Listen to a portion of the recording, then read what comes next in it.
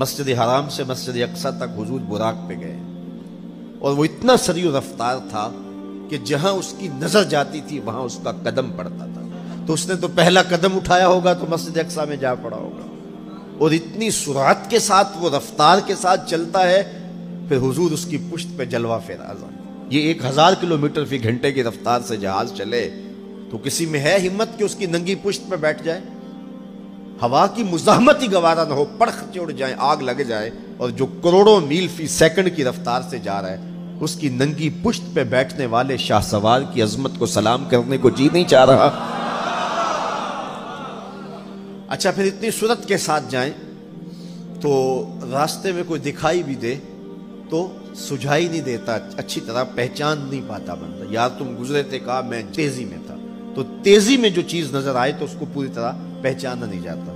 لیکن اب اس رفتار سے جا رہے ہیں، لیکن معرفت کا عالم کیا ہے کہ میں حضرت موسیٰ کی قبر کے قریب سے گزرا، میں نے دیکھا وہ قبر میں کھڑے ہو کے نماز پڑھ رہے. اور حضور ابھی وہاں پہنچتے ہیں مسجد اقصی میں تو حضرت موسیٰ علیہ السلام پہلے وہاں موجود تھے.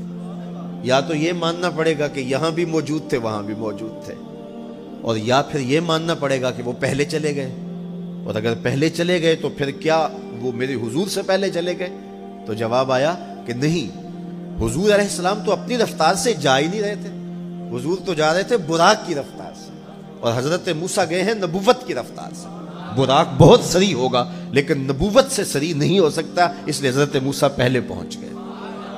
یہ ایک مرحلہ مکمل ہوا. اب دوسرا مرحلہ، مسجد اقصی سے لے کے پہلے آسمان تک وہ نور کی ایک سیڑھی تھی اور یہ براق سے بھی زیادہ سریع رفتار تھی. یہ دوسرا مرحلہ تھا. اور پھر تیسرا مرحلہ، پہلے آسمان سے لے کر کے 7ویں آسمان تک فرشتوں کے پروں پہ گئے. 7ویں آسمان سے سدرہ تک جبریل امین کے پروں پہ گئے. یہ چوتھا مرحلہ تھا، اور ہر مرحلہ پہلے مرحلے سے سریع تھا. اور پھر سدرہ پہ جا کے جبریل نے بھی کہا کہ آگے میں نہیں جا سکتا. لو دنوت خطوۃ لاحترقت، اگر میں آگے بڑھوں تو جل کے راکھ ہوتا ہوں. تو حضور علیہ السلام کے لیے ایک سبز نوری تخت لایا گیا جسے رف رف کہتے تھے. اس پہ حضور تشریف فرما ہوئے. پھر وہ کس صورت سے گیا، ان 4 مراحل سے زیادہ سریع رفتار تھا. رف رف کی منتہائی پرواز جب ہوئی تو میں اعلیٰ حضرت کی روح سے فیض لے کے کہتا ہوں کہ رف رف کے بھی بس بس ہو گئے. اب یہ 5 مراحل اپنی انتہا کو پہنچے. اب یہ حضور کی ذاتی رفتار نہیں تھی، ذاتی رفتار اب شروع ہونے لگی ہے. اللہ اکبر. پھر آواز آئی، ادنو منی یا احمد، پیارے رک کیوں گئے ہو، آگے آؤ. اللہ اکبر. اور حضور پھر اعلیٰ حضرت فرماتے ہیں کہ ڈرتے جھجکتے آگے بڑھے. کیوں؟ جلال و ہیبت کا سامنا تھا، جمال و رحمت ابھارتے تھے. عبد تھے نا، معبود کے حضور حاضر ہو رہے تھے تو جلال و ہیبت کا سامنا تھا، جمال و رحمت ابھارتے تھے. آواز آئی، محبوب آگے بڑھیے. حضور نے ایک قدم اٹھایا. اب پھر فاصلہ کتنا طے ہوا ایک قدم میں؟ مسجد حرام سے لے کے مسجد اقصی تک براق نے جتنا فاصلہ طے کیا، مسجد اقصی سے لے کر پہلے آسمان تک نور کی سیڑھی نے جتنا فاصلہ طے کیا، اور پہلے آسمان سے 7ویں آسمان تک، اور پھر وہاں سے سدرہ تک جبریل اور فرشتوں نے جو فاصلے طے کیے، پھر اس کے بعد رف رف جہاں تک گیا. ٹوٹل ان 5 مراحل میں جتنے فاصلے طے ہوئے، حضور کے ایک قدم اٹھنے سے اتنے فاصلے طے ہو گئے.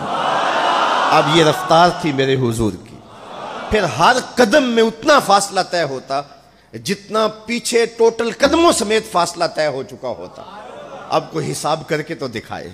اللہ اکبر. اور پھر آواز آتی گئی، بڑے محمد کریم و احمد، قریب آ سرور ممجد، نثار جاؤں وہ کیا ندا تھی، وہ کیا سما تھا، وہ کیا مزے تھے. 70,000 مرتبہ آواز آئی اور حضور کے قدم اٹھتے گئے. پھر کہاں تک پہنچے؟ کوئی حد ہے ان کے عروج کی، بالا غل اولابے. اور اس کو میرے رب نے سفر نہیں کہا یہ ابھی میرے نبی کی سیر ہے. کیا سمجھو گے میرے رسول کو؟ اس کی سیر اتنی سریع ہے کہ تمہاری عقلیں تھک گئی ہیں، اور اگر وہ سفر کرنے پہ آئے تو پھر عالم کیا ہوگا. سی راز میراج محبتاں دا نہیں سی کسے دی سمجھ وچ آن والا، سدیا طالب تے گیا مطلوب ہوتے. جبرائیل سی صد لے جان والا، بازے آخ دے بن دروازیاں تو کیویں پہنچیا عرش تے جان والا. ابر عقل نو ایتھے دخل کیے جانے جان والا یا لے جان والا. یہ میرے رب کا دعویٰ ہے. اپنے محبوب کو سیر میں نے کروائی.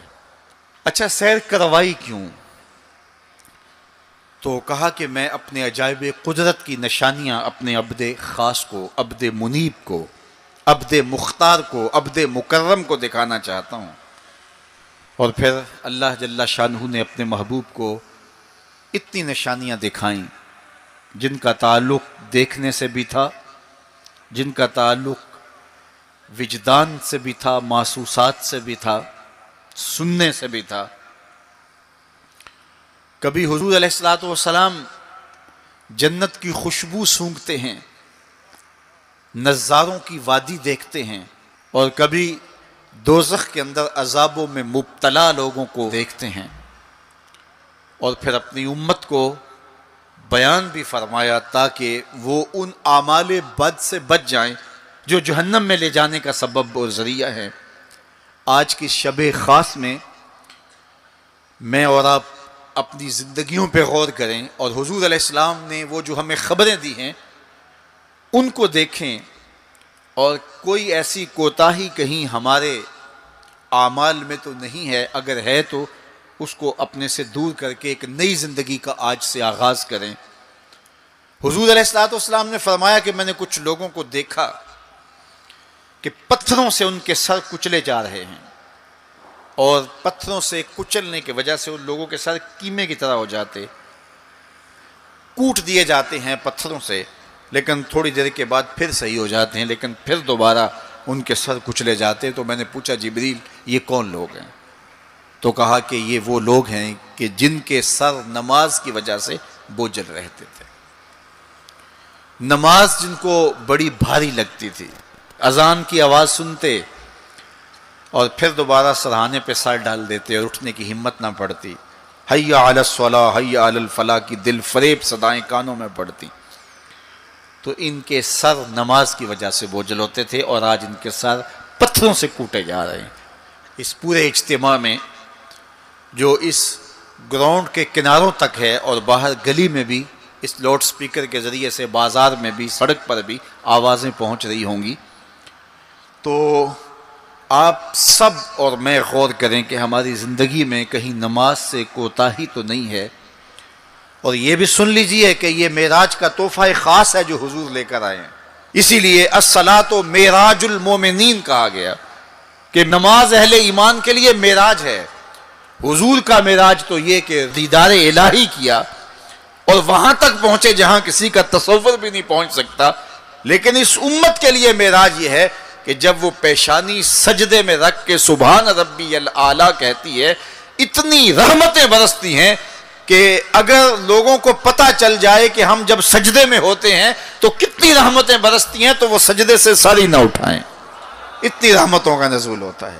اس لیے اس امت کا معراج یہ ہے کہ یہ 5 گانا نماز شعار زندگی بنا لے، کبھی بھی نماز قضا نہ ہونے دے. اپنی زندگی میں نمازوں کو اس طرح شامل کرے کہ نماز کا وقت آئے تو بے چینی ہو کہ نماز کی ادائیگی ہو، اور ایک نماز کے بعد دوسری نماز کا انتظار کرنے لگ جائیں. حضور نماز کو آنکھوں کی ٹھنڈک قرار دیں. بلال حبشی کو جب اذان کے لیے کہتے تو یہ فرماتے ارحنا یا بلال، بلال اٹھو اور ہمارے سینے کو راحت پہنچا دو. تو نماز سے حضور کے قلب کو، حضور کے سینے کو راحت پہنچتی تھی. میں اور آپ جتنے لوگ یہاں آئے ہیں اور جس ہجوم کے ساتھ، جس شوق کے ساتھ، جس ولولے کے ساتھ اور جس محبت کے ساتھ آئے ہیں، یقیناً آپ اور میں حضور کو راضی کرنے آئے ہیں، اپنے رب کو راضی کرنے آئے ہیں، آقائے دو عالم کی رضا کے حصول کے لیے ہم آئے ہیں. تو حضور کی رضا کے طالب بن کے آج کے اس اجتماع میں آنے والوں، اگر تم چاہتے ہو کہ حضور ہم سے راضی ہو جائیں، تو اگر بدقسمتی سے کوئی بے نمازی ہے تو آج عزم کر کے جائے کہ آج کے بعد نماز نہیں چھوڑوں گا. اللہ کے رسول راضی ہو جائیں گے انشاءاللہ، چونکہ حضور نے نماز کو اپنی آنکھوں کی ٹھنڈک قرار دیا ہے. یہ حضور کے لیے راحت کا سبب تھا. تو 5 گانا نماز شعار زندگی رکھیں. قرآن مجید کا اسلوب ملاحظہ کیجئے. والنجم اذا ہوا، اور پیارے چمکتے تارے محمد کی قسم جب معراج سے اترے، معراج پر جانے کا ذکر بھی کیا، معراج سے پلٹ کے آنے کا ذکر بھی کیا۔ حضور تو وہاں تک گئے، جنتیں بھی پیچھے رہ گئی، سدرہ بھی پیچھے، لیکن پلٹ کے پھر آ گئے۔